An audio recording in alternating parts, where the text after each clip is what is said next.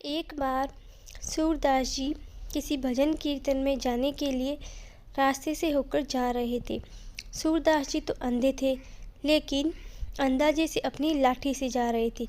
तभी अचानक हवा पलटी और सूरदास जी रास्ता भटक गए और एक कुएं में गिर गए और लटक गए। अब सूरदास जी ने कुएं में ही कीर्तन शुरू कर दिया। सूरदास जी की सरलता को देखकर भगवान एक बालक का रूप लेकर आए और सूरदास जी को कहा, बाबा आप मेरा हाथ पकड़ लो।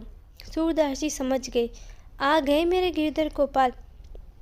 सूरदास जी कहते हैं, मैं तो अंधा हूँ, मुझे आपका हाथ कहाँ दिखेगा।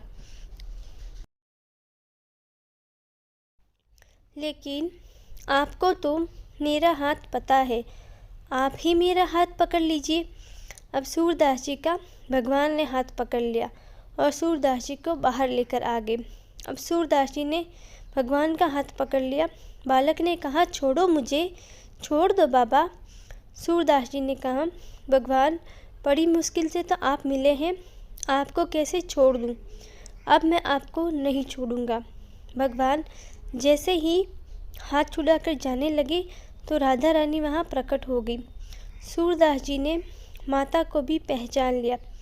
भगवान श्री कृष्ण राधा को रोकने लगे, मत जाओ, बाबा पकड़ लेगा, मत जाओ।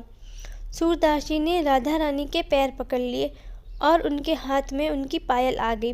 अब राधा रानी सूरदास की भक्ति से प्रसन्न होकर उनको आंखें लौटा दी। सूरदास जी ने भर कर हरि और राधा रानी को देखा।